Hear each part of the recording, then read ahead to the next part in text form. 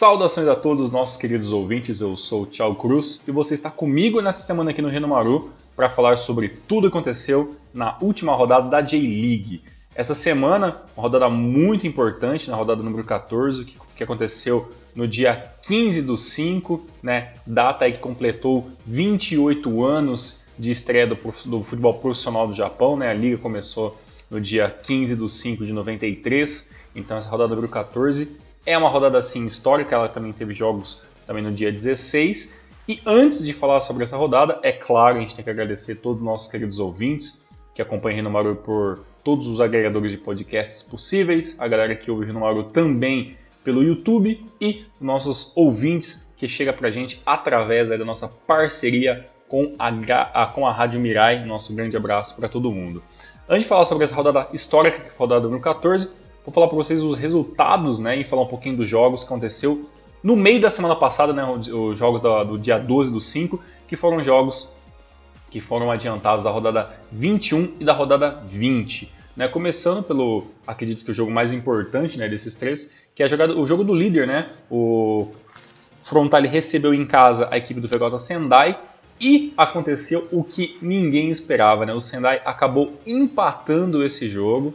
O Frontale começou muito bem, começou fazendo gols, né? Entrou com o gol do Yu Kobayashi logo aos 3 minutos, né? Com o passe do Noborizato. Isso deu a entender que seria mais um grande passeio do líder, mas as coisas aconteceram um pouco diferente.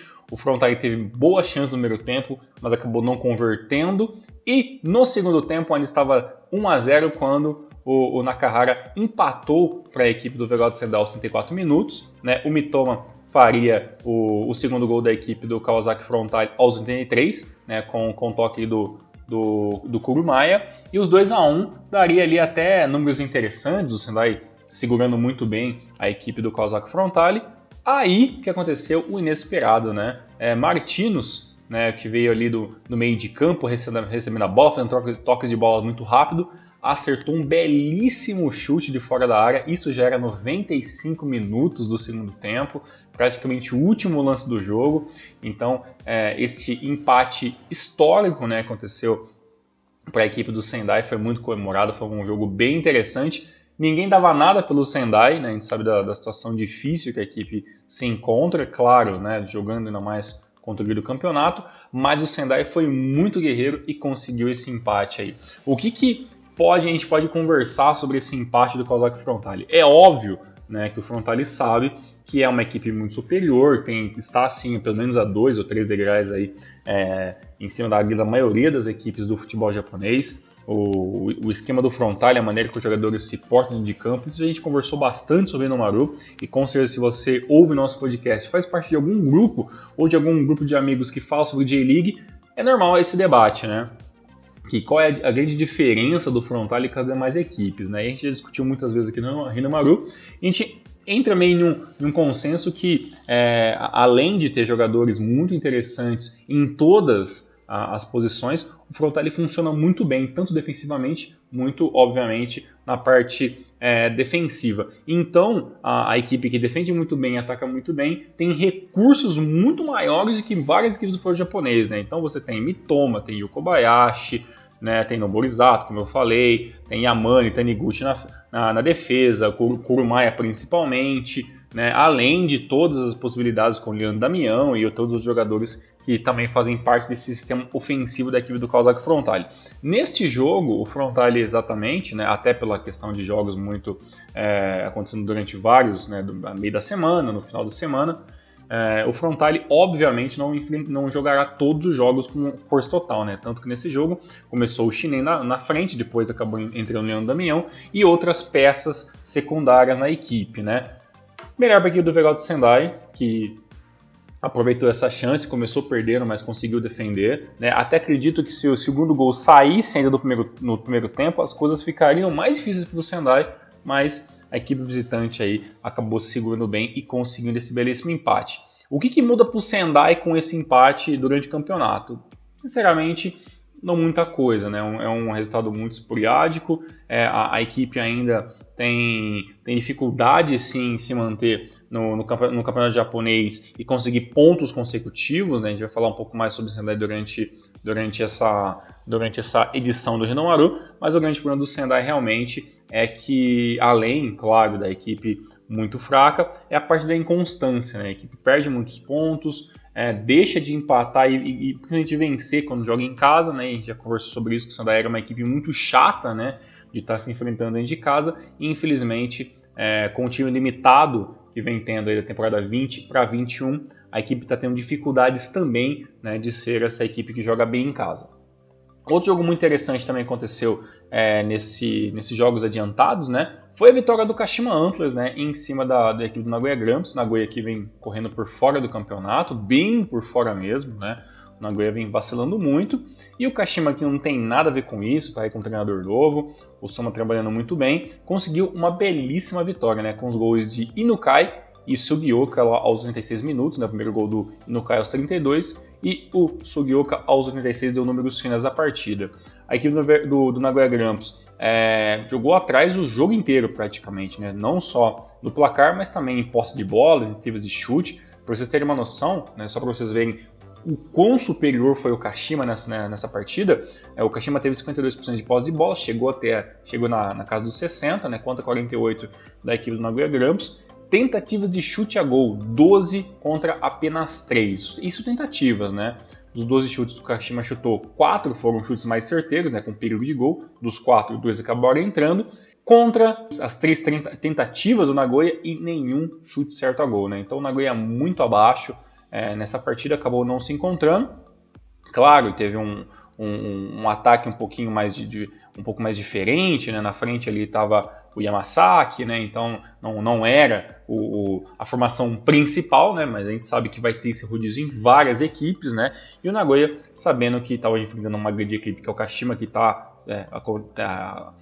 trazendo uma boa fase, né, desde da troca do seu treinador, deveria assim, ter se atentado um pouco a mais. Talvez entrou com a ideia de até sair com um empate, mas acabou esqueceram de conversar com isso com a equipe de Baraki, que veio até Nagoya e não teve dó da equipe da casa 2-0. Um jogo com 3 pontos importantíssimos que coloca o Kashima cada vez mais na parte de cima da tabela. E para finalizar, né, esses resultados dos jogos que foram adiantados, né, finalizamos aí com Gamba Osaka e Sanfrecce Hiroshima.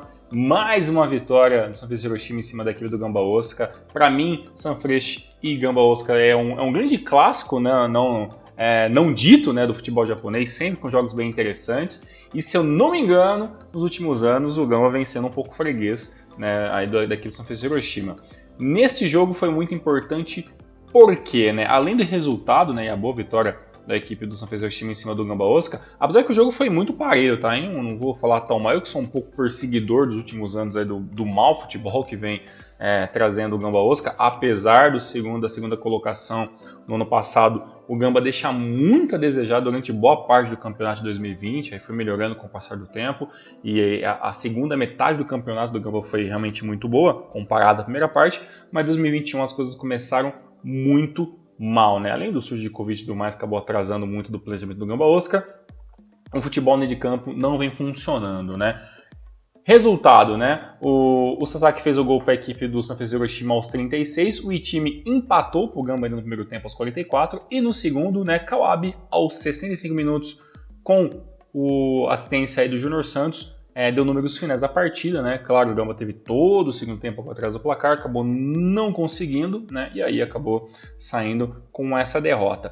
Bem, o que acontece com o Gamba com essa derrota? Antes de dizer um pouquinho mais sobre isso, vamos falar sobre os números, né? O Gamba teve 60% de posse de bola, chutou mais, né? Chutou 12 vezes contra 11 da equipe do Sanfrecce Hiroshima, que teve 40% de posse de bola, e nas finalizações corretas, né? Meio que foi igual, né? 3-3. A questão é que acabou entrando uma bola a mais aí para o Sanfrecce Hiroshima.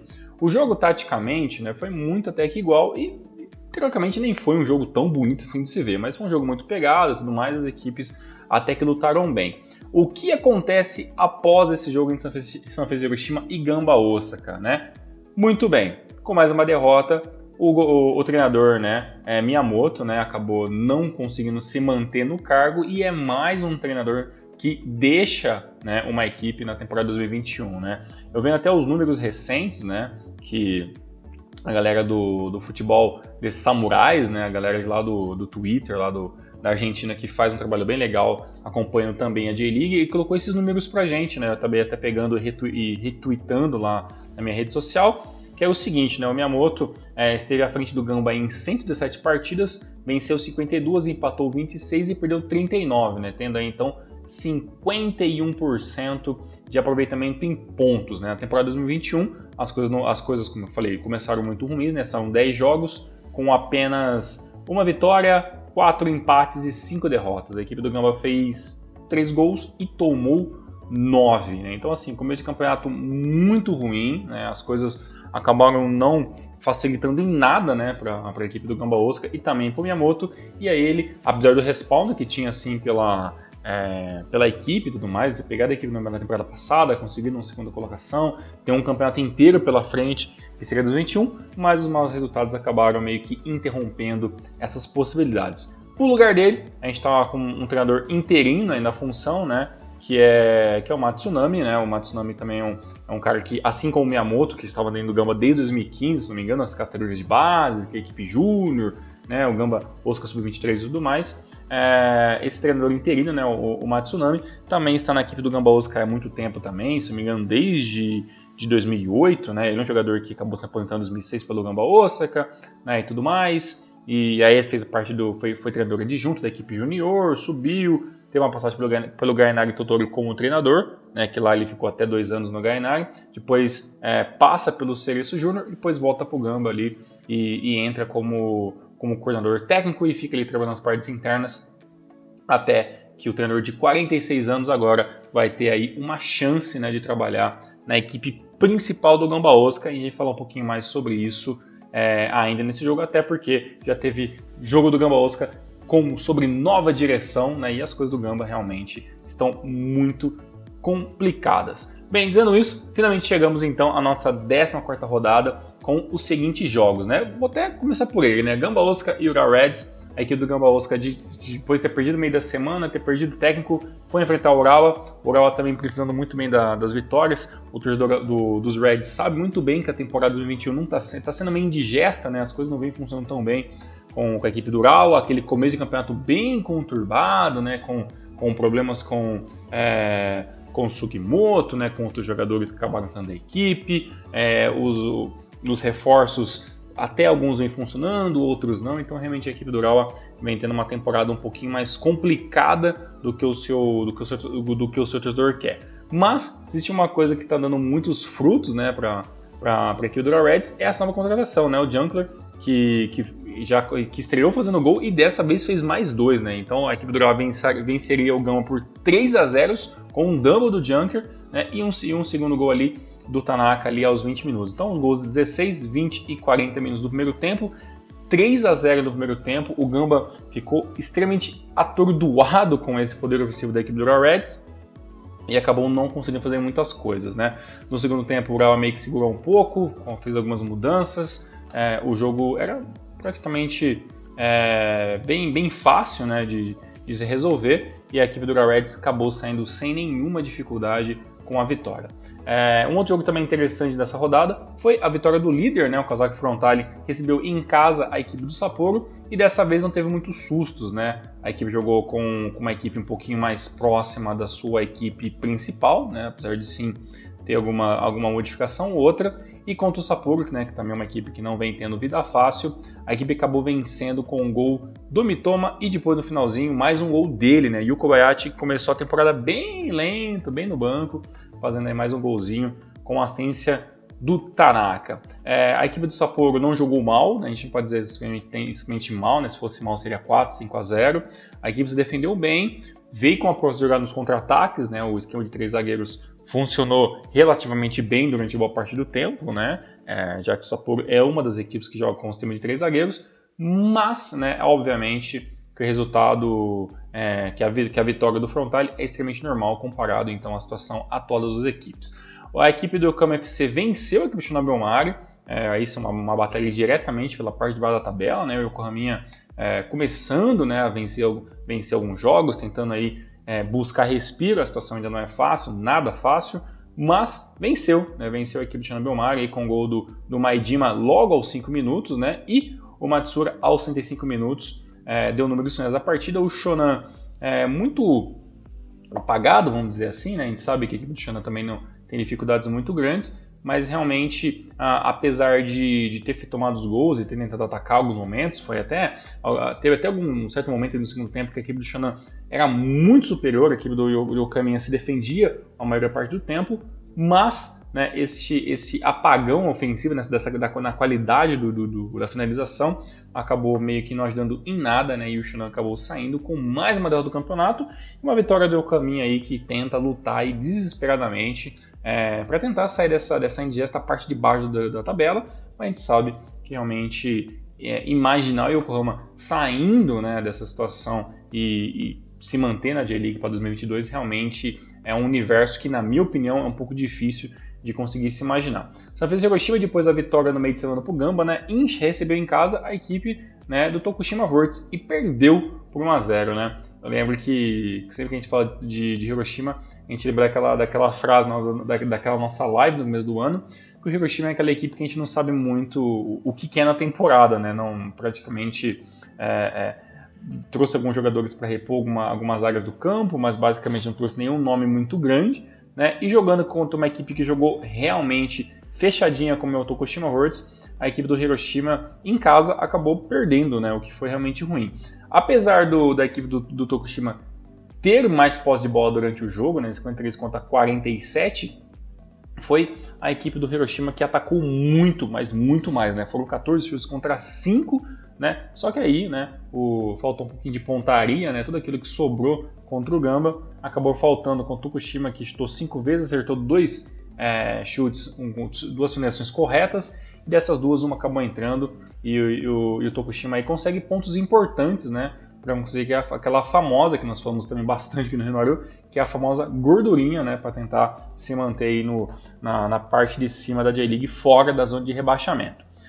Um outro jogo, né, esse com um placar bem elástico, né, foi aí a derrota, né, do Kashiwa Reysol para a equipe do FC Tokyo, né, FC Tokyo que é uma equipe que se você bobear, você vai tomar gols, né, realmente tem um ataque brasileiro muito, muito forte ali com o Diego, com o Adailton, entre outros jogadores, e realmente foi o que aconteceu, né? O Diego abriu os placar aos 11 minutos, o Adailton 6 minutos depois, aos 17, fez o segundo gol, e 1 minuto depois, né, com um vacilo inacreditável da parte defensiva do Reysol, o Adailton fez o terceiro gol, né, e aí, né, a gente entra para aquela matemática simples, né? A equipe que toma 3 gols no primeiro tempo dificilmente consegue fazer alguma coisa no segundo, né?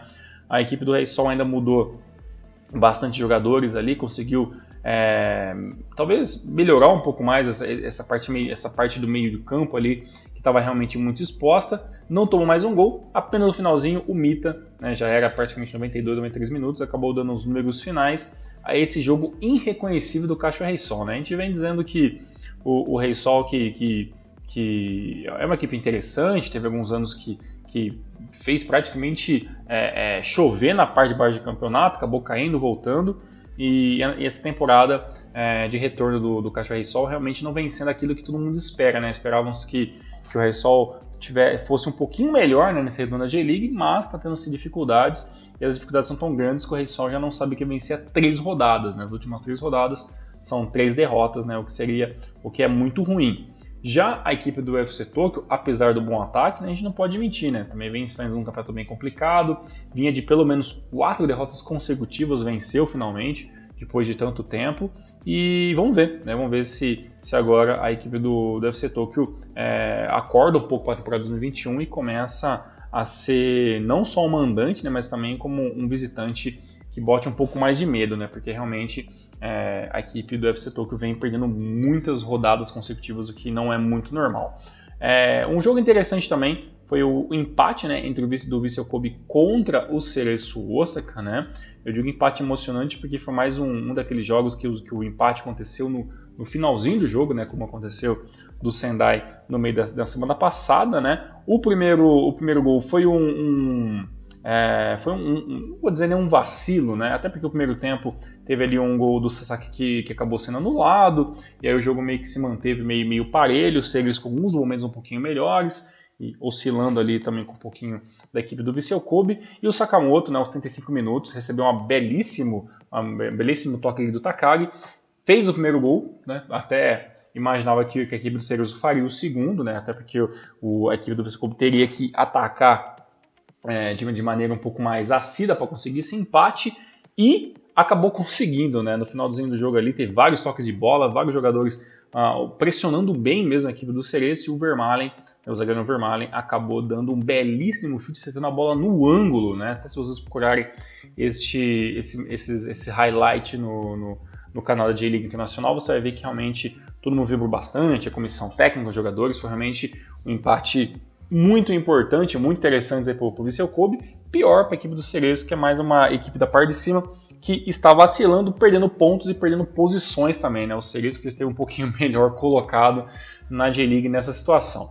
A equipe do Oita, né, mais um empate, a equipe do Oita conseguiu empatar aí junto com a equipe do Sagan Tosu, né, um jogo interessante. Eu vou dizer para vocês que o jogo foi interessante e tudo mais, mas o Sagan poderia ter saído com a vitória, né? Até porque abriu o placar ali com o Yamashita aos 11 minutos, teve tudo para fazer o segundo gol ainda no primeiro tempo, o Eitinho acabou se segurando, né, até com algumas faltas e tudo mais, e o Nakasawa acabou ali empatando ali com o toque do Shimoda aos 82 minutos. Aí, só para vocês verem como o Sagan Tosu ainda conseguiu sair muito bem, né, com o empate, até porque teve um pênalti, né, que o Fujimoto acabou errando aos 16 minutos, né, e o Eita ele acabou perdendo a chance de sair com os 3 pontos, mas conseguiu um empate com uma equipe que, na minha opinião, né, que o Sagan Tosu é melhor que a equipe do Eita, né, o Eita tá ainda ali na corda bamba, né? A gente não sabe muito se dá para cravar a permanência do Oita ou não na J-League, até porque tem muita coisa para acontecer, mas o Oita sim é uma das equipes que eu gostaria que se mantesse na J-League, né? Até porque a Tartaruguinha já ficou muito tempo, né, fora da primeira divisão quando caiu, então a gente espera que seja uma equipe que se mantém. Então esse empate interessante, melhor para o Oita do que o Sagan, que até pelo futebol que vem mostrando, a gente até esperava que a equipe do Sagan conseguisse mais uma vitória do campeonato, mas tem muita coisa para acontecer. A gente sabia que também que o Sagan, obviamente, não chegaria facilmente na CL, né? Foi o começo muito meteórico do campeonato, mas ainda assim conseguiu pontuar 2 equipes, então no final das contas, ficou elas por elas. Agora, um jogo muito, na minha opinião, acho que o jogo mais importante da rodada foi o jogo entre Kashima Antlers versus Yokohama Marinos, né? Por que eu falo isso, né? Até porque a J-League começou com o jogo do Kashima, né? Lá atrás, 93, lá, o jogo entre, se não me engano, foi até Kashima e Marinos, se eu não me engano, esse jogo inicial, não vou lembrar agora exatamente qual que foi a equipe, ou foi Kashima e Tokyo Verde, agora não vou lembrar, mas na minha cabeça, se eu não estou extremamente errado, depois vocês me corrijam aí, o primeiro jogo da J-League foi Marinos e Kashima, né? Nesse jogo, né, lá atrás, o Zico acabou fazendo hat-trick, né? Todo mundo lembra que a estreia da J-League foi com o hat-trick do Zico e tudo mais. E neste jogo, né, a equipe do Kashima venceu por 5-3, né? Começou perdendo, né? Começou ali com o gol do Onayu aos 25 minutos, né? O Shumadoi fez o primeiro gol do Kashima aos 40, né? Empatando no primeiro tempo, e no segundo tempo, né, aconteceu de tudo, né? O Doi fez um gol aos 46 e aos 53, né, fez um hat-trick, né, mais um hat-trick depois de 28 anos, como aconteceu na estreia. Então, na rodada que completou 28 anos de J-League, teve mais um hat-trick da equipe do Kashima Antlers. E aí, logo depois desse hat-trick do Doi, teve mais um gol do Araki aos 45 minutos com o toque do Léo Silva, né? Então, o que acontece? Né? A equipe do Marinos começa o jogo abrindo o placar, toma 4 gols de forma relâmpago, toma um empate, né? E depois toma 3 gols no segundo tempo de forma relâmpago.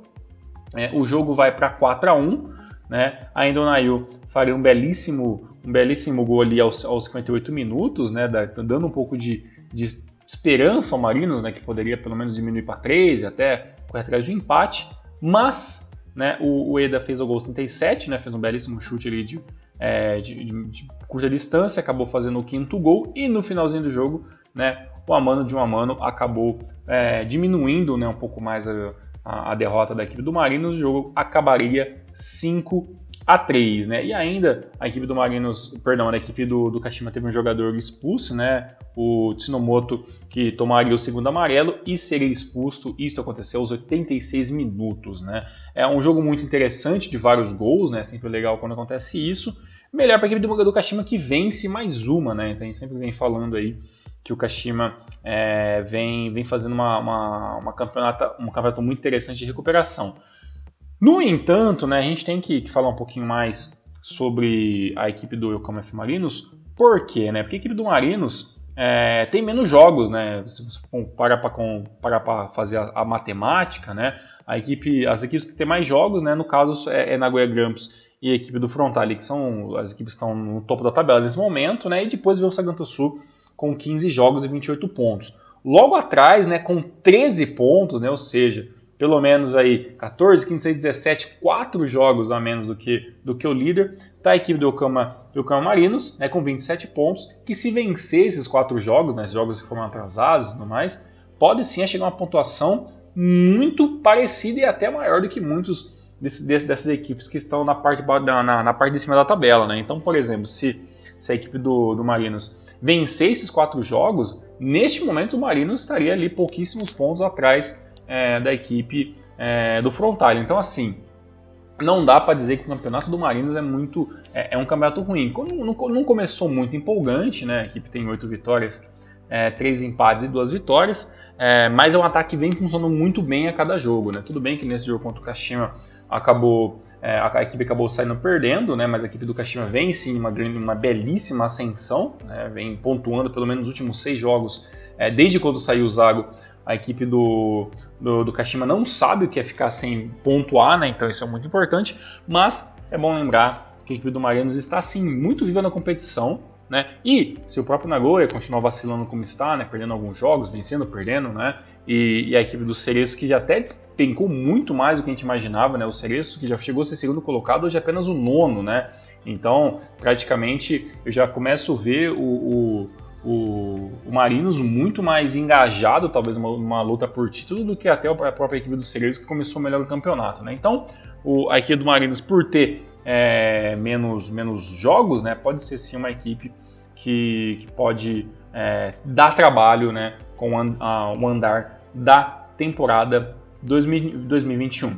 Continuando aqui, né, entre os resultados, né, tivemos ainda a vitória do Nagoya, né, finalmente uma vitória em cima da equipe do Shimizu, né, o Shimizu que começou o jogo até de forma um pouco interessante, né, tentando pressionar um pouco logo de cara, mas as coisas não funcionaram, né? Pressionou bastante, acabou dando espaço para o ataque da equipe do Nagoya, porque não fez o gol, e aí o Kakitana fez o gol aos 24 minutos.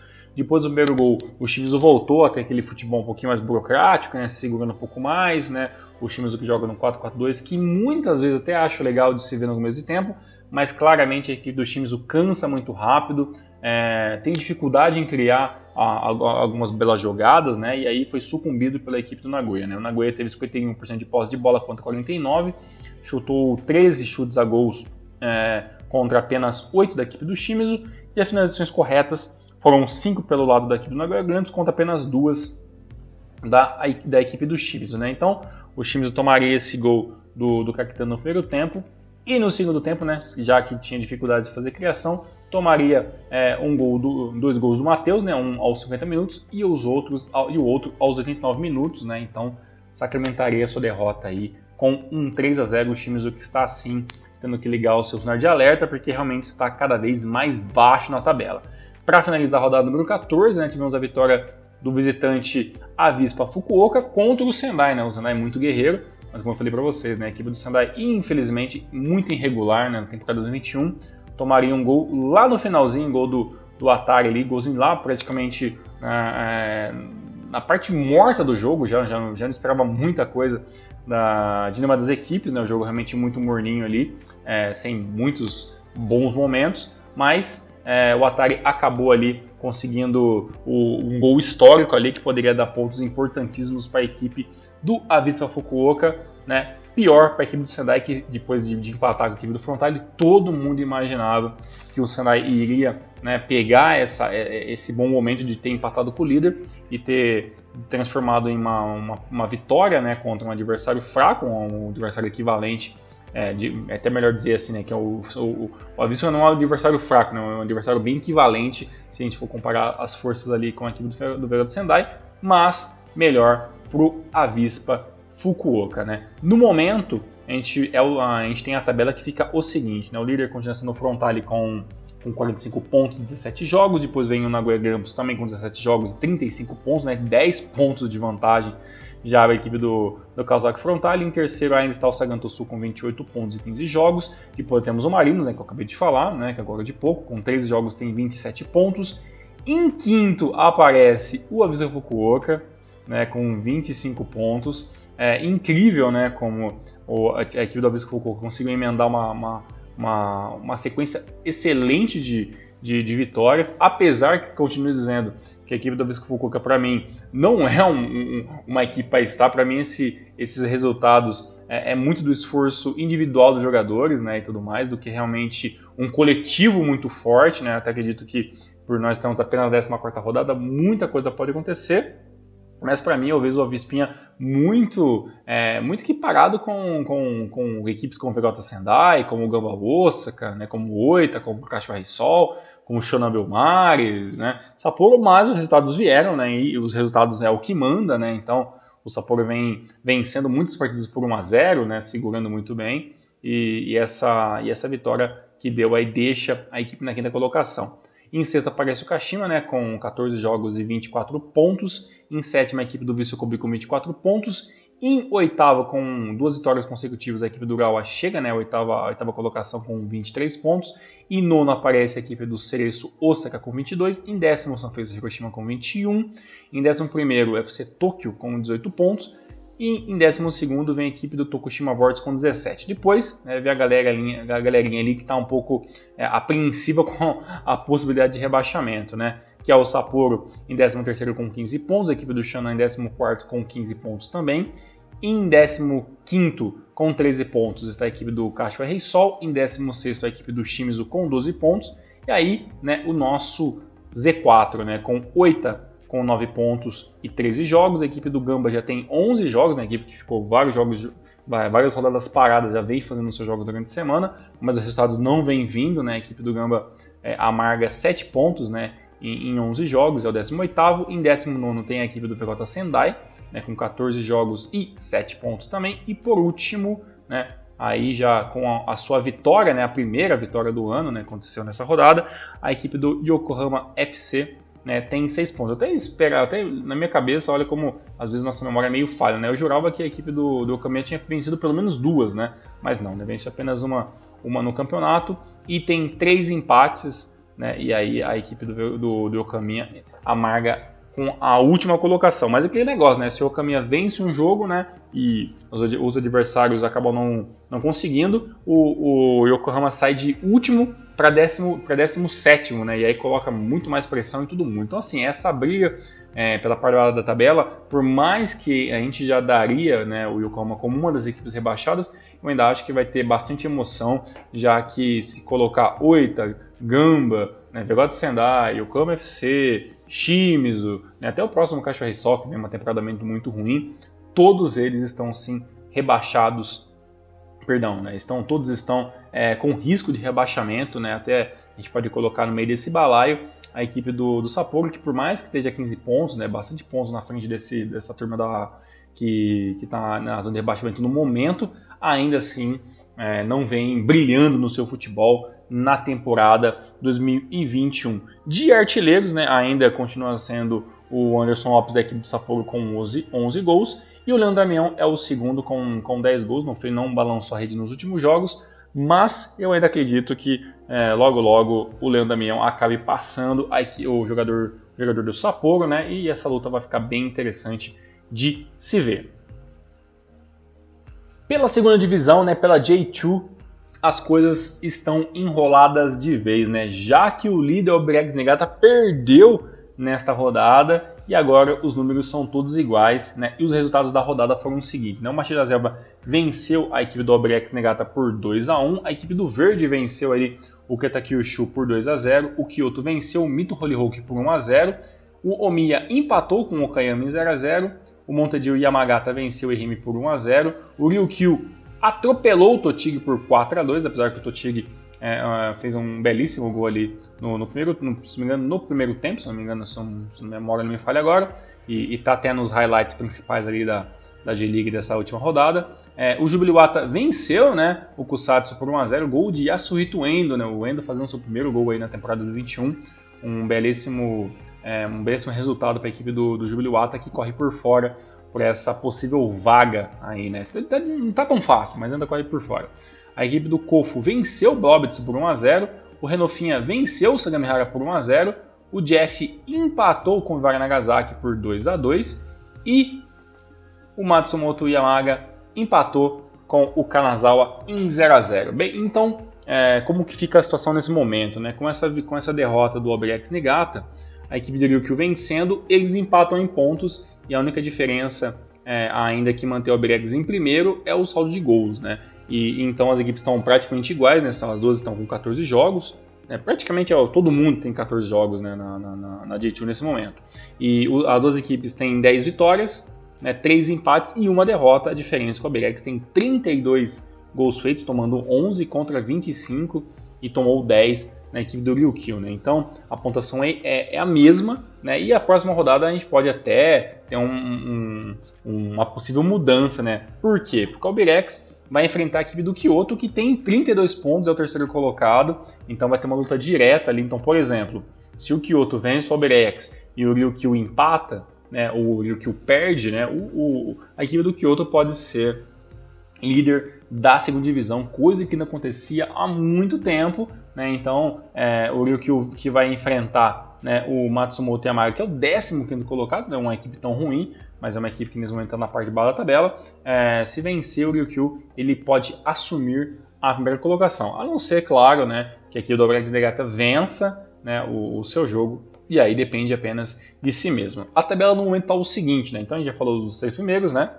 Que é o Albirex, Ryukyu e Kyoto, né, todos ali divididos por 1 ponto.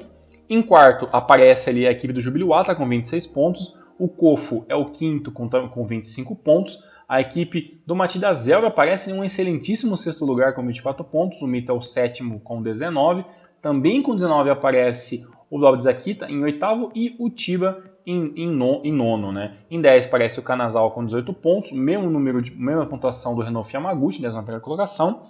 O Matsumoto Yamaga aparece em 12º com 18 pontos, e aí também com 18 a gente vai ter o Iwara Nagasaki e o Verde, né, que é o 14º colocado. Em 15º tem o Monte de Yamagata com 17 pontos, o Okayama é o 16º com 16, o Totiga aparece em 17º com 14 pontos e o Omiya em 18º tem 11 pontos, e aí a situação é muito complicada porque o Omiya é a primeira equipe fora da zona de rebaixamento, mas tem a mesma pontuação de Ehime, Kusatsu, Sagamihara e Kitakyushu, ou seja, do 22º colocado até o 18º, todos têm a mesma pontuação. Então realmente essa parte de batalha da J2 vai ser bem interessante de acompanhar, né? É claro, né, que o Omiya não quer de maneira nenhuma, né, ser rebaixado para a terceira divisão, mas vai ter que correr muito, né, até porque tem Sagamihara, Kitakyushu, Kusatsu, Ehime, são equipes que também obviamente não querem, né, até porque o Sagamihara subiu agora, né, da terceira para a segunda e obviamente que não quer voltar para a terceira divisão, né, então essa parte de baixo da tabela realmente vai ser complicada. Na minha opinião, acho que a única equipe que talvez nesse momento eu não diria que não tem chance de rebaixamento até pelo futebol mostrado nos últimos tempos, é o 15º ali, que é o Matsumoto, perdão, que é o Monte de Yamagata.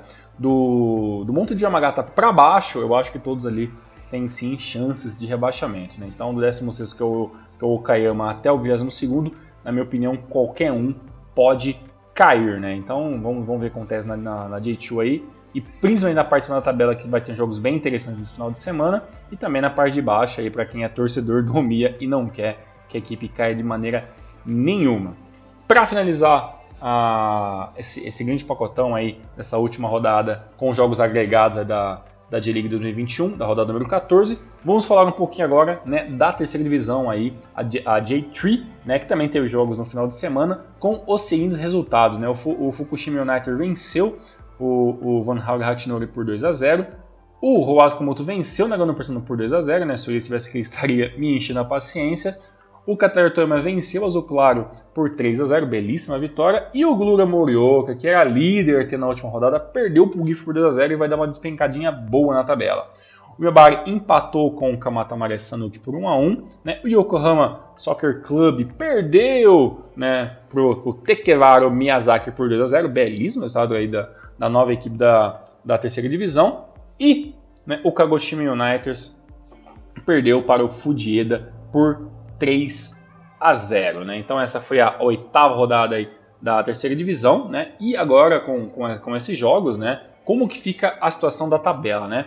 O Toyama é o novo líder com 17 pontos, o GIF aparece segundo com 16, em terceiro aparece já o Tekevaro Miyazaki com 16 pontos, o Roaz Komoto aparece em quarto com 15 pontos e o Glura Morioka caiu para quinto colocado agora também com 14 pontos. Em sexto aparece o Fukushima United com 11, o Fujieda é o sétimo com 10 pontos, o Van Hauge Hachinori é o oitavo com 9 pontos, o nono é o Kagoshima United com 8 pontos e depois vem a turma dos 7 pontos, né, que é o Nagano Persano em décimo, o Ganari Totori em 11º e o Azul Claro em 12º. Em 13º aparece o Yabari com 5 pontos, com 4 pontos aparece o Kamata Mare Sanuki e o Yokohama, né? Aparece o Yokohama Sporting Culture Club, aparece em último colocado com 3 pontos e é a única equipe ainda na terceira divisão que ainda não venceu no campeonato. O que quer dizer com tudo isso? Ainda não muita coisa, tem muita coisa para acontecer, né? A terceira divisão realmente vai ter uma briga muito grande para participar da tabela, né? Então acredito que até ali o Fukushima United, que é o sexto, né, todo mundo tem relativamente chance de lutar. Para ser bem mais sincero, né, apesar das duas vitórias consecutivas, né, que o Fukushima United teve nas últimas rodadas, eu vejo ele assim o mais zebra de todos, né? Então do quinto para cima o Gura, o Roaz Komoto, né, eu também vejo o Miyazaki também com um pouco de zebra, até porque é a equipe que estreou nessa temporada, né? Então a equipe que estrear vencer o campeonato realmente acaba sendo um pouquinho de zebra, né? O Gifu e o Toyama, então, são as equipes aí que eu acho que podem sim levantar esse título por enquanto. Então, para finalizar, né, esse entendimento, né, essa conversa sobre a terceira divisão, neste momento dos 6 primeiros colocados, eu vi apenas ali o Fukushima United como zebra e um pouquinho o Miyazaki também, que são equipes mais novas, né, que obviamente na teoria, né, não seriam as equipes que seriam as principais para estar lutando por esse título. E para finalizar, né, a J-League, vamos falar um pouquinho rapidamente aí sobre Olimpíadas, né, que dá dando o que falar, né? Já que recentemente, né, uma organização de médicos de Tóquio, né, fez uma petição, fez uma carta pública, né, para que o COI, né, que é o órgão ali que organiza, né, as Olimpíadas, que cancele as Olimpíadas no Japão, né? Por quê? Eu vou até deixar esses links para vocês darem uma olhadinha nesses artigos na descrição. Lembrando que essas reportagens saíram no cbssports.com, né, que é um site em inglês, e nessas matérias falam que devido, né, às complicações da Covid e os hospitais no Japão que estão voltando a ficar extremamente carregados com novos pacientes, que eles acham melhor, né, que os jogos sejam cancelados definitivamente, né? Então começa-se a ter ali muitas pessoas se mostrando contra, né, a relação dos Jogos Olímpicos. Até eu vi uma outra matéria recentemente, que eu até pensei que foi desses dias, mas isso é uma matéria do mês de abril, que foram feitas algumas pesquisas ali no Japão, né, e uma delas, a mais recente, teve 72% de pessoas, os japoneses obviamente, que responderam essa pesquisa e eles eram contra, né, a realização dos jogos, mostrando que os jogos ou deveriam ser cancelados ou adiados para o final do ano, né? Lembrando que as Olimpíadas estão marcadas para acontecer já, né, no próximo mês de junho, então temos aí obviamente a menos, né, de um pouco mais de um mês ali para a realização dos jogos, né, que tá marcado para o dia 23 de junho. Então, um pouquinho mais de um mês a gente tem para começar os jogos.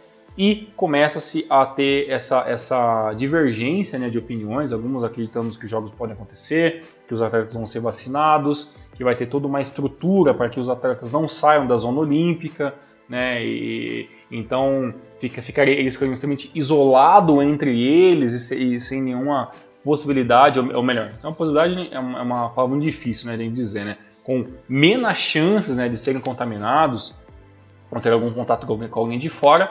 Mas, mesmo assim, devido às situações dos hospitais locais de Tóquio, né, e obviamente também de todo o Japão, esta carta que foi feita no dia 14 foi entregue, né, aos responsáveis pelas Olimpíadas, com essa petição dos médicos aí de Tóquio pedindo o cancelamento definitivo, ou, né, o adiamento, né, em primeiro momento, das Olimpíadas para o final do ano. Sinceramente, meus queridos ouvintes, eu não tenho ainda uma opinião formada sobre o que será melhor. É claro que se a gente pensar em cancelar as Olimpíadas, pode ser um grande imbróglio para o COI, para o Japão e tudo mais, porque a gente sabe que tanto Olimpíadas como qualquer outra competição envolve sim dinheiro, envolve investimento que o Japão fez, envolve um monte de coisa. Então, na minha opinião, eu acredito que antes de fazer um cancelamento total, eu acho que fazer um adiantamento, né, um adiamento ali para o final do ano das Olimpíadas seria talvez um pouco mais sensato, né, já que a gente tá ouvindo as opiniões dos médicos e os médicos realmente sabem mais do que a gente.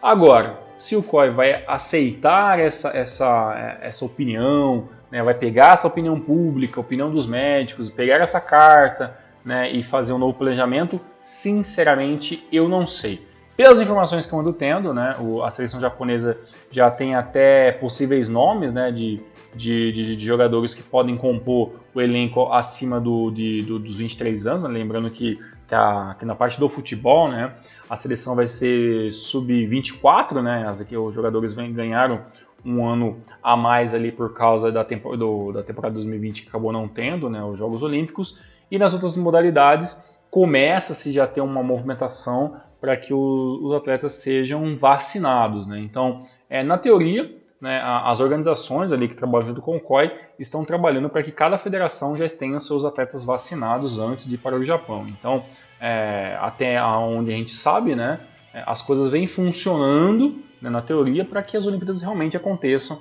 no próximo mês de junho. Agora, se isso vai ser melhor, se vai ser pior, se pode realmente ter uma complicação muito mais complicada com algum atleta que venha a ficar doente por causa de ir até o Japão e tudo mais, sinceramente, ainda acho muito complexo a gente poder bater o martelo sobre essa situação. Se os médicos estão dizendo que a situação é assim ainda muito alarmante, eu acho que pelo menos o COI deveria se reunir com esses médicos, reunir com os especialistas e conversar com qual seria a melhor possibilidade. E para finalizar, sobre o Japão, né, os possíveis nomes que vêm sendo mais especulados nos últimos dias para compor a seleção das Olimpíadas seria o zagueiro Yoshida, que obviamente seria, né, o Mai Yoshida seria o capitão, né, junto com o Hiroki Sakai, o lateral ali, né, que joga na França, e o Wataru Endo, que também é um volante muito importante, que vem se destacando muito bem no Stuttgart, na Alemanha.